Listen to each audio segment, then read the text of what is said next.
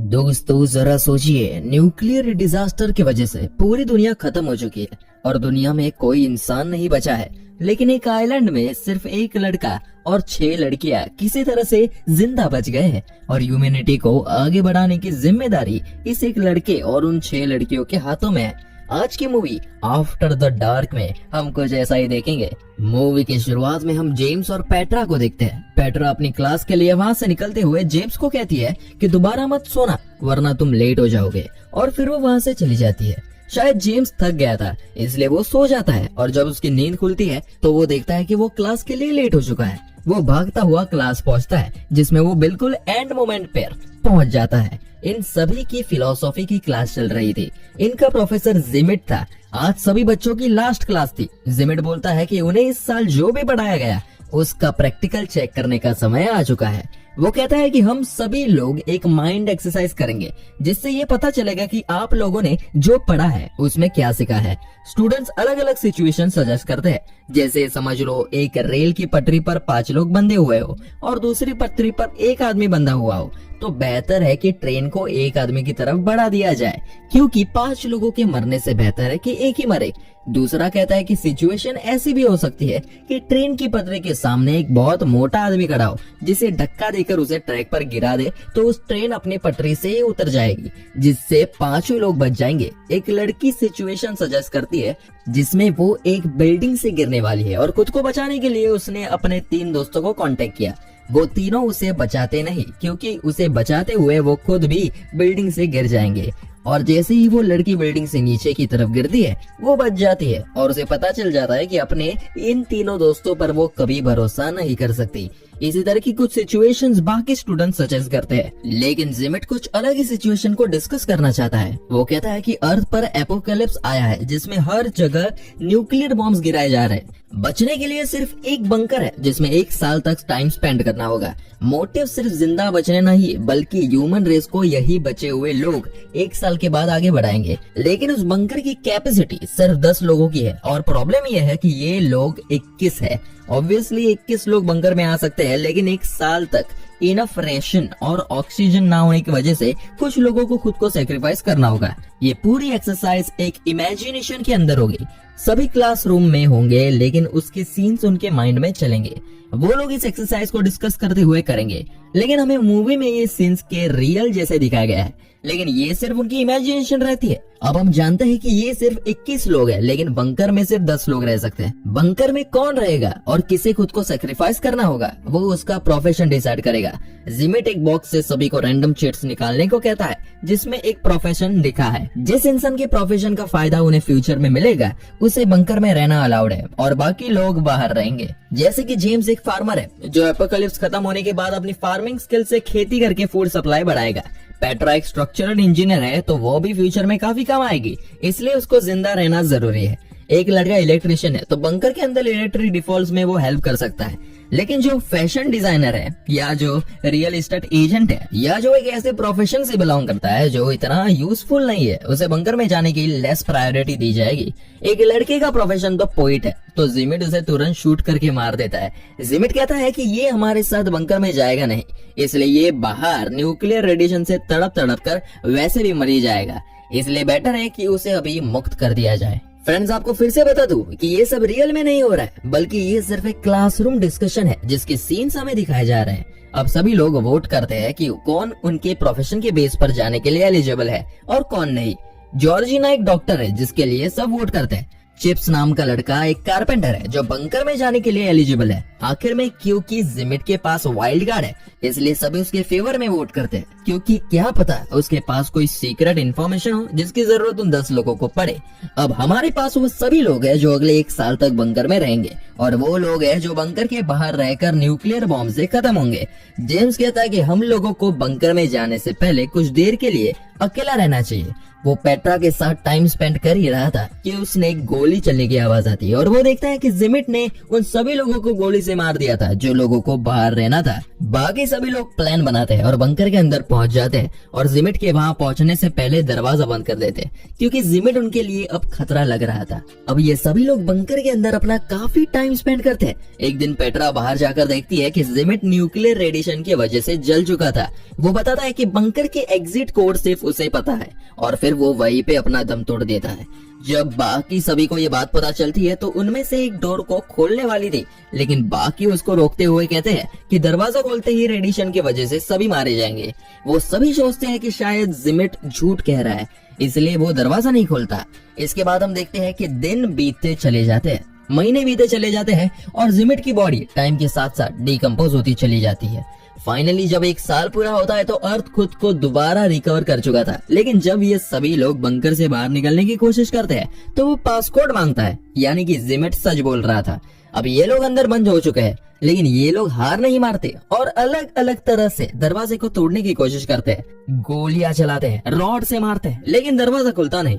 कुछ दिन बाद कुछ लोग अपनी जान दे देते हैं और जो बचते हैं वो ऑक्सीजन खत्म होने की वजह से मारे जाते हैं। बस इसके बाद हम दोबारा क्लास वाला सीन में पहुंच जाते हैं। चिप्स जिमिट से कहता है कि ऐसा क्यों हुआ कि एग्जिट कोड सिर्फ उसके पास ही थे।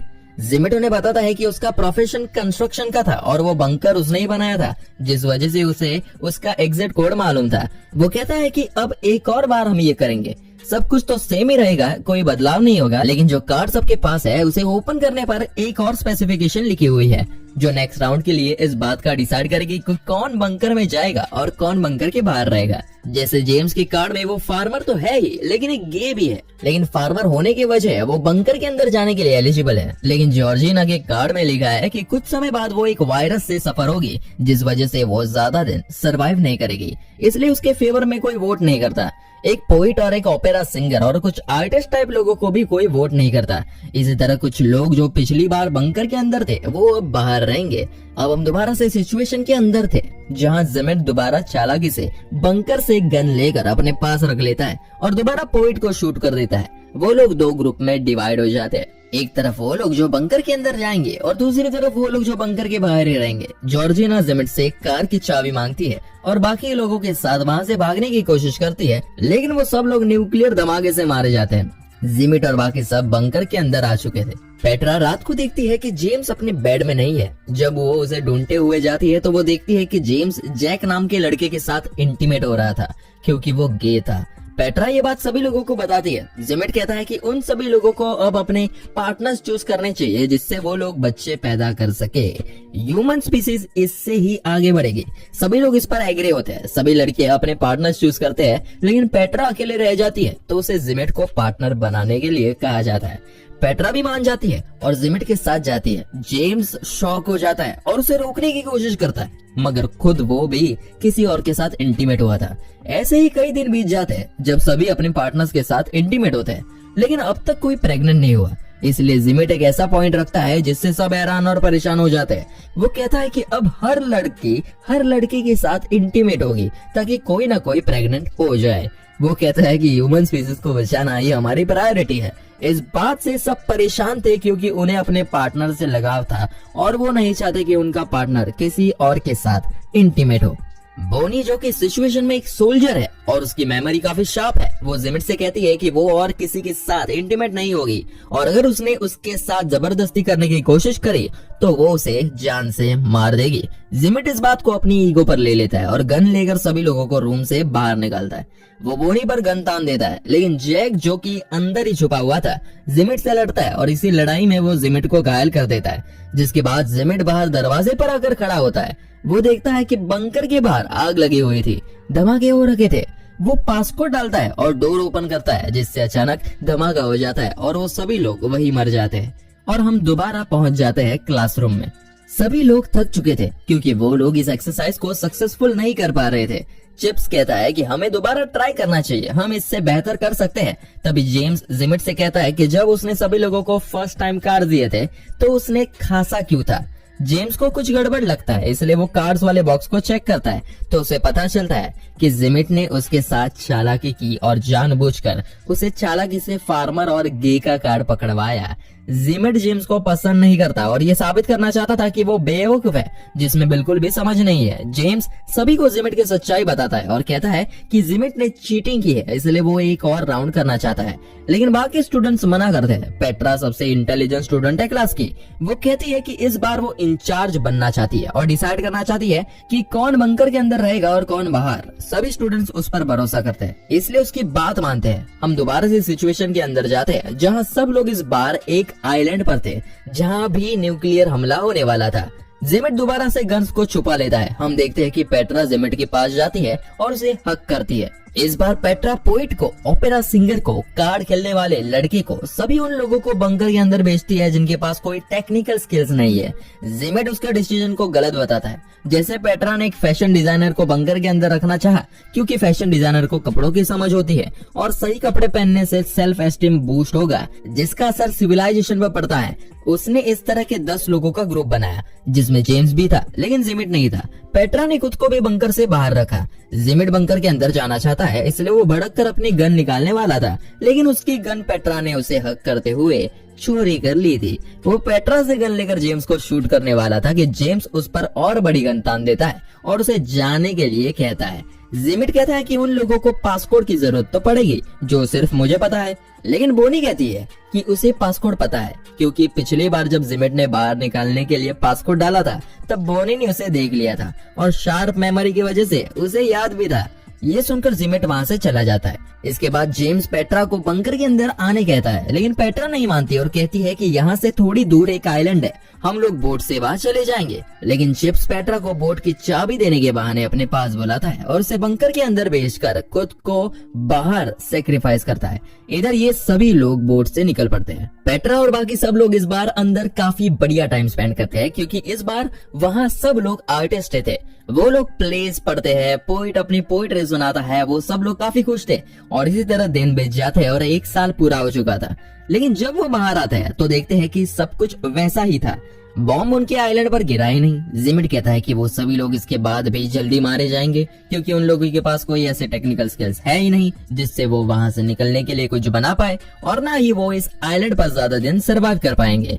लेकिन पेट्रा इससे अलग सोचती है। वो कहते हैं कि मैंने लॉजिक से नहीं बल्कि अपने दिल से फैसला लिया था, ये सोचकर कि हम जितना समय जिंदा रहे उतना टाइम खुशी से तो रहे, हम लोग मौत को भी खुशी खुशी एक्सेप्ट कर लेंगे।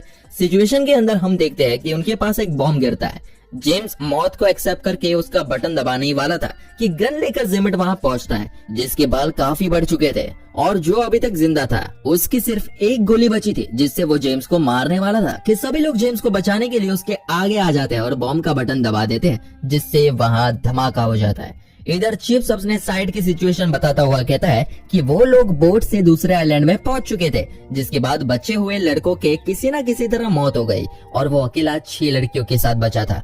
उसके पास उन सबके साथ एक एक दिन इंटीमेट होने की अपॉर्चुनिटी थी और वो एक एक करके रोज लड़कियों के साथ इंटीमेट होता था और 7वें दिन आराम करता था।